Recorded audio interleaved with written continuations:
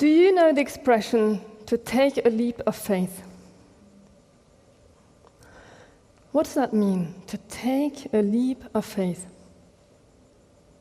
To take a leap of faith means to take a step into the unknown. It's like jumping from a huge cliff into cold water. Taking a step beyond the boundaries of reason. And when we take a leap of faith, we are in a moment where we become aware of what's happening around us, what's happening with us, what we see, what we hear, what we smell. And this really sharpens our perception. Having grown up between France and England, age 18, I decided to take a big step into the unknown. I'd been planning to go traveling with friends for years, but I decided I wanted to go by myself. So I went out there and had absolutely no plan but to see what happens. And I had the fantastic chance of spending 7 months in Australia, out bush, sleeping under the stars, regularly having to wake up at night to feed the fire, to keep the wild animals away from my camp. And on top of it, I had the great opportunity of learning traditional crafts, which brought me into really close connection with the Aboriginal community. And this brought me even further into the landscape. Pure nature, back to basics. My senses were being constantly hit by the elements, by fire, by water, by earth, by air. And then came the flight to India. I will never, ever, ever forget landing in the middle of the night in Mumbai, age 19, all alone. I set foot out of that plane, and there was absolutely nothing. Nothing I could recognize. There was no sight. There was not a single smell. There's not a single sound that remotely reminded me of anything I'd known before. Somehow even touch felt different. Unknowingly, I landed in Mumbai in the middle of the Ganesh festival, which is the most important religious festival in the area. It brings thousands of people from the surrounding countryside into an already totally and utterly overcrowded city. A sea of devotees moving through the streets, dancing and singing in a language I couldn't understand, carrying huge sculptures to go and throw them into the ocean. I'd gone from total and utter pure nature to pure culture. My senses were being hit really quite differently than they were out bush. I felt as if I'd gone through a black hole, landed in a new galaxy. It was really scary. The only thing that I had left was my observation. I was by myself, and I had to somehow find my way around. So I began to observe, to pay attention to what I was hearing, what was which sound coming from, what was producing which sound, also the smells, and also the look in people's eyes. What did these looks mean? And suddenly, I managed to kind of find my way in and learn to navigate it. Now, this is something that I really missed when I got back to Europe. These experiences were so intense. How the unknown quickens our senses, how it sharpens our perception. But I found something similar in the world of art, especially art that deals with physical phenomena, that raises question and asks for new connections. Now, let me give you an example. A few months back, I found myself on a plane to Abu Dhabi. Being totally fascinated by the view of the Earth from above, I always take my camera on board with me. And having gone past Turkey, flying above the Black Sea, the play of lights between the clouds and the surface of the water was really quite stunning. And a few moments later, the light had slightly changed, so I took out my camera again. And I looked through, and this is what I saw. The Black Sea was definitely not black. What was happening? So I did a reality check, and the camera was revealing something which I couldn't see with the naked eye. As I found out later, this is called a double light refraction. This is a phenomena which uncovers something which is always there. We just don't normally see it. So not being able to understand what was happening in that moment didn't stop it from being less astonishing. And I spent the rest of the flight crouching on my seat with my eye glued to the camera. And then we flew past Syria. And a few moments later, we flew past Iraq. And as the sun was setting, we were flying past Iran.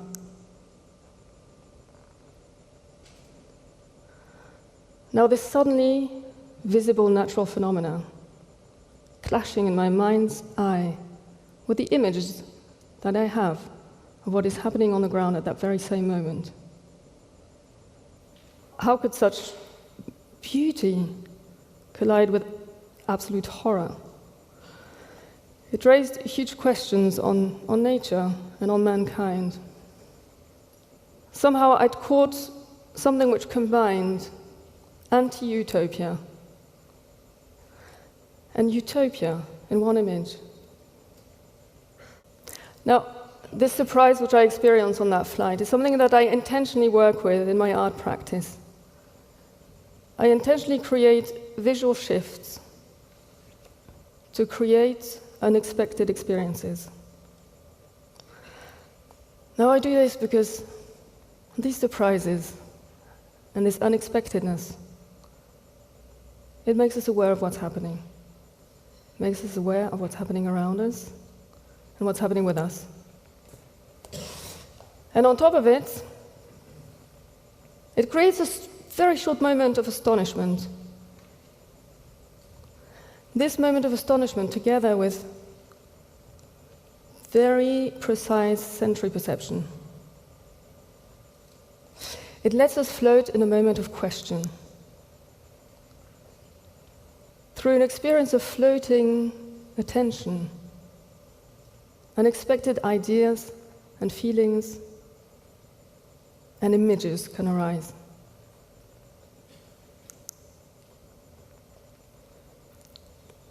I took an object which we all know in our daily lives, a mirror, and I placed it into the earth. It was exactly the size of this carpet.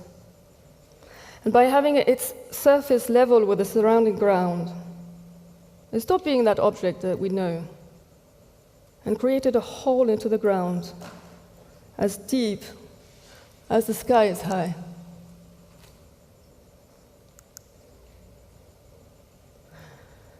Now, whatever I create is always an invitation. I never want to prescribe any particular perception to the viewer, because ultimately, each and every one of us enjoys an endless imaginative world. Now, with this piece, I had the great opportunity to combine cultural exploration with artistic exploration in the context of Kinact, a performance festival in the Democratic Republic of Congo. The way that the Congolese people approached the visual fall into the sky went way beyond anything I could have possibly imagined.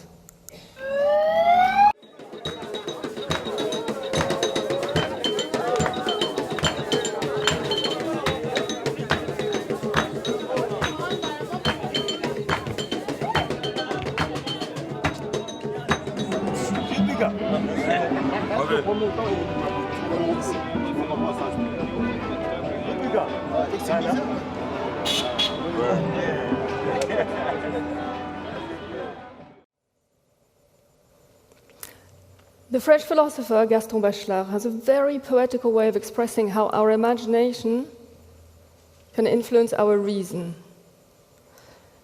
He says, "In the world of dreams, we do not fly because we have wings, but we have wings because we have flown. Now, most of us already dreamt of flying, right?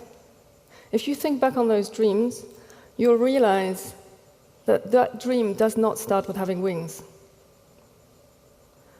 Having wings is not the starting point of flying in dreams.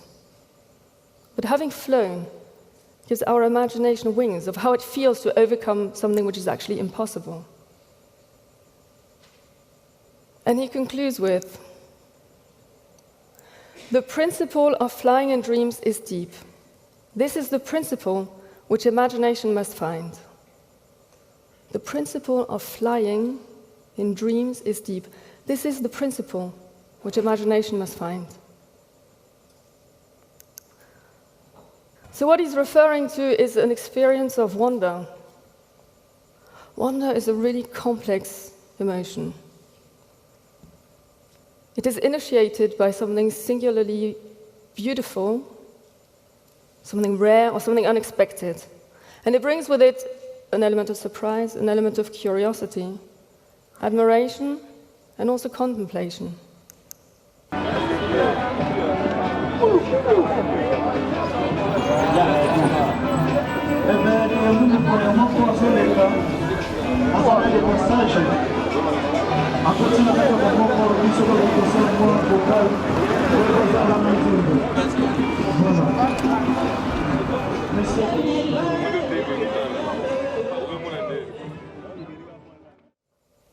The experience of wonder is often dismissed as being self-indulgent or being childish. Yeah, it's true. Children enjoy wonder most of the time. They can get totally lost on a tiny detail and forget everything else that's happening around them. And I think that's the reason why it's often dismissed by adults, because it brings with it a fear of a breakdown of knowledge. When we experience wonder, we experience a phenomena which goes way past our cognitive ability. Our reason is temporarily suspended. It is a leap of faith. The video I started off with, Logics of Drops. This is the record of 4 cameras which went way past our Earth's atmosphere to have a look over the edge of space and come back down rather quickly, back down to Earth. Now, experiencing that flight visually, especially in virtual reality, created a really strong illusion of being able to overcome physical limitations. The reaction of the public was quite fun to observe. Just briefly forgetting that overcoming the laws of physics is not possible. Suspending reason through perception is a really important topic in the world of art. At the opening of this year's Documenta, the Documenta 14, its artistic director opened the exhibition by underlining the idea that if we are going to begin to be able to even imagine appropriate solutions to the global questions that we face today, we need to start by accepting that our knowledge is totally limited. Unlearning everything we believe to know is the best beginning. And when we unlearn what we believe to know, then we're left with observation, with looking. Now, this is something which is not only found in the world of art. In the philosophy of startups, for example, raising every single idea we've already had to come up with absolute groundbreaking new ideas is, I think, on the cards everywhere I look. Now, the point is not to negate knowledge. That is not the point, not to negate knowledge. But in order to be able to move with our time, isn't it really important that we keep reconsidering, keep reassessing whether our understanding still fits with reality? And in my opinion, my humble opinion, taking leaps of faith into imagination experiments There's great potential.